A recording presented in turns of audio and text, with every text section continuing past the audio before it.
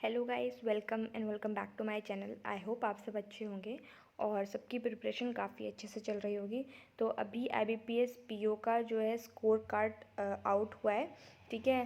परसों इसका रिज़ल्ट आया था, तो मैंने अपना रिज़ल्ट आपके साथ शेयर नहीं किया था, तो मैं अभी आपको बता देती हूँ कि मेरा IBPS PO का प्री क्वालिफाई हो गया था, ठीक है।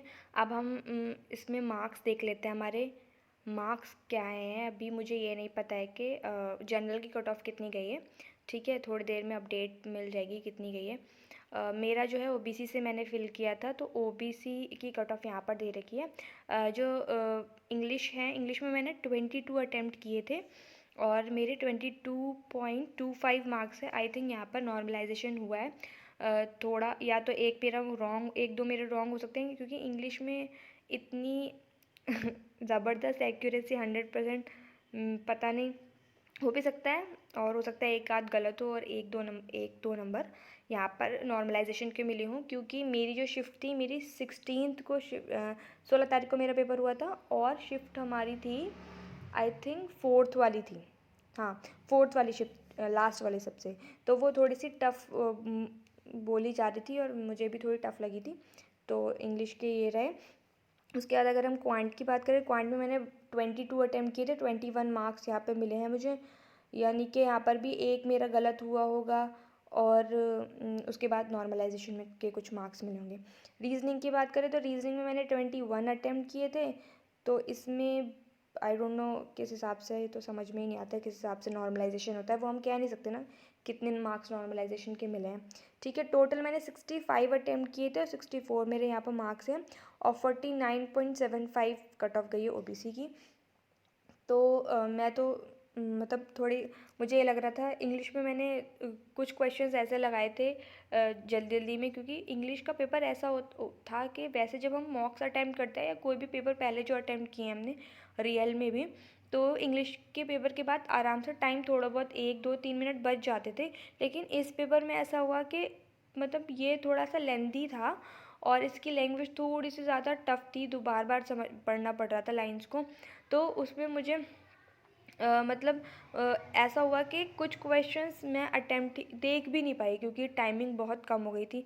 तो थोड़ा सा मैं हड़बड़ा भी गई थी कि अरे मतलब इतने कम क्वेश्चन है मेरे। क्योंकि जब थोड़ा सा टाइम बचा था तो आई थिंक मेरे 16 17 क्वेश्चन हुए थे। फिर मैंने फटाफट क्वेश्चंस देखना शुरू किए, कौन से ईजी है उनको लगा लूँ। तो मुझे ऐसा लग रहा था कहीं मेरे कम ना अटैम्प्ट ना हो। फिर मुझे रियलाइज़ हुआ कि हो सकता है शिफ्ट टफ़ है, मतलब इतनी लैंग्वेज टफ़ है, तो हो सकता है कि इतने ही सबके अटैम्प्ट रहेंगे। तो मैंने अपने आप को काम किया और जो क्वेश्चन मुझे आ रहे थे मैंने वो किए। अब इसमें हो सकता है मेरे सारे ही ठीक हों और हो भी सकता है कि एक आध दो गलत हों, ठीक है।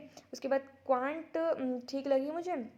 क्वांट में ये था एक्चुअली, मैंने एक दिन पहले हर्षल सर, लर्निंग कैप्सूल करके सर है, तो उनका चैनल है, उन्होंने 3 या 4 शिफ्ट का 15 तारीख का वो दिया था। क्वांट के क्वेश्चन उन्होंने वहाँ पे सॉल्व कराए थे। मैंने बस वो 4 या फिर 3 शिफ्ट के उन्होंने दिखाए थे, मैंने वो तीनों वीडियोस बहुत अच्छे से देख ली। तो क्योंकि जाहिर सी बात है थोड़े सेम ही क्वेश्चन आते हैं सेम पैटर्न में, तो वो चीज़ ने मुझे बहुत ज़्यादा हेल्प की मैथ्स करने में, ठीक है। और बाकी रीजनिंग तो मेरा सबसे स्ट्रॉन्ग मुझे लगता था, लेकिन इस वाले पेपर में पता चल गया कि कोई सा सब्जेक्ट स्ट्रॉन्ग नहीं होता है। वो बस ये रहता है कि IBPS या फिर जो एग्ज़ाम कंडक्ट कराता है वो किस तरीके का लेवल दे रहा है। तो रीजनिंग में 21 हुआ है। हालांकि मैं रीजनिंग में 30 तक कर लेती थी मॉक में आराम से, ठीक है। तो ये है मेरे मार्क्स। बाकी मतलब मेंस जो है हमारा 26 नवंबर को है, तो देखते हैं। उसकी तैयारी तो मैंने मतलब स्टार्ट नहीं की थी, अब थोड़ा थोड़ी कर दी है। तो ऑल द बेस्ट। अगर आपको कोई भी मतलब कोई भी क्वेश्चन पूछना हो तो कमेंट सेक्शन में पूछ लीजिएगा रिगार्डिंग मेंस या फिर कुछ भी, ठीक है। Okay, bye.